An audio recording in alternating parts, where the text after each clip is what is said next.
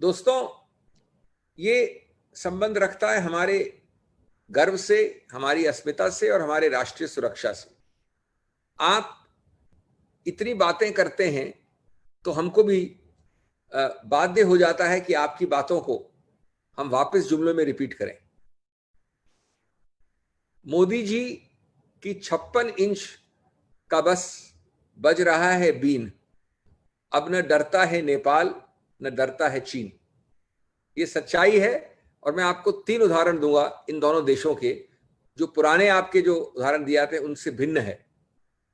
और आज ये है कि सत्तारूढ़ पार्टी भाजपा की नाकामी का अंजाम है बहुत संगीन। भाजपा की नाकामी इस विषय में उसका अंजाम है बहुत संगीन। न बच रही है नेपाल से दोस्ती, न बच रही है चीन से जमीन। इसके क्या उदाहरण है, मैं क्यों बोल रहा हूं? ये मैं इसलिए बोल रहा हूं कि 3 उदाहरण देना चाहता हूं मैं आपको। प्रकाशित हैं, पब्लिक डोमेन में है और सरकार चुप्पी साधे में रहती है। सरकार जवाब नहीं देती, एंगेज नहीं करती। नंबर 1, तिब्बत में यिंगोंग नदी है, यिंगोंग। वहां पर एक कृत्रिम झील बनाई जा रही है, जो मैं अतिशयोक्ति नहीं करना चाहता, लेकिन जिसको एक वाटर बॉम्ब भी कहा जा सकता है। एक वो बम हो सकता है पानी का भविष्य में, क्योंकि इसके नीचे है पूरा बेसन, जिसको अरुणाचल प्रदेश कहता है सियांग बेसन। सियांग नदी का बेसन है, उसके कई उत्तर, पूर्व, पश्चिम वगैरह हिस्से हैं।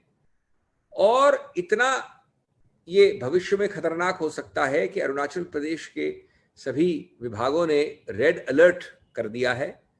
अगर थोड़ा भी क्रैक या छेद हुआ उस कृत्रिम लेक में तो सीधा दुष्प्रभाव पड़ता है नीचे सियांग बेसिन में, अरुणाचल में, और बाढ़ का, फ्लडिंग का बहुत ही भयानक, भयावह एक चित्र उस रेड अलर्ट में है।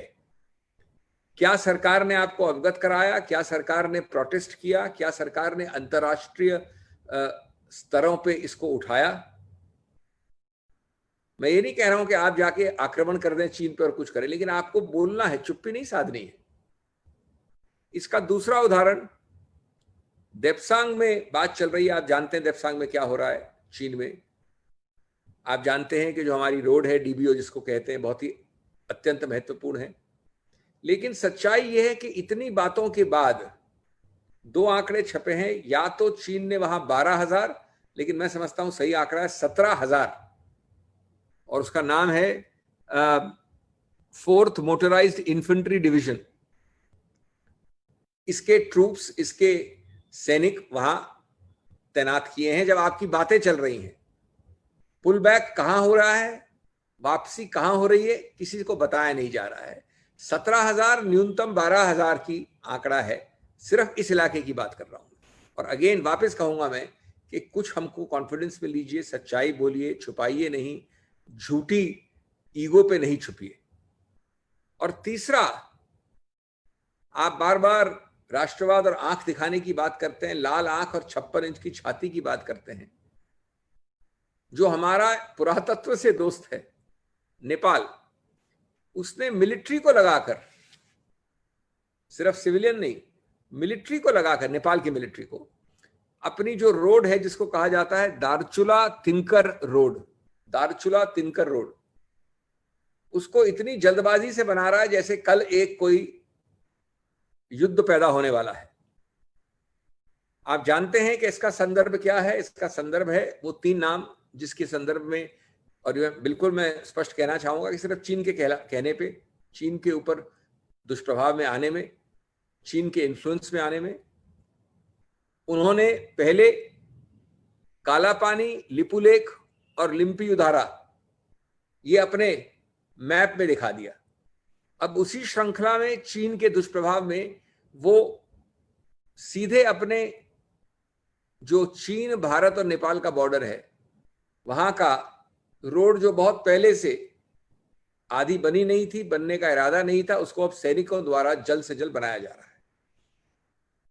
फिर वापस वही प्रश्न है कि सरकार कितना उनको समझा सकती है, धमका सकती है, कंट्रोल कर सकती है, बातचीत कर सकती है, हमें इसका कोई इल्म कम से कम सिविल सोसाइटी को नहीं दिया जाता है। ये इसलिए दुर्भाग्यपूर्ण है।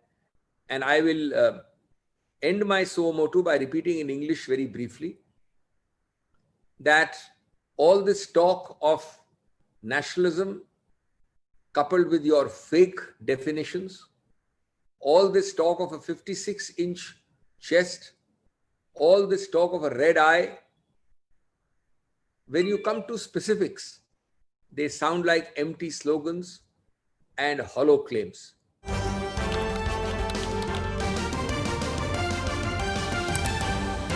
आपकी आवाज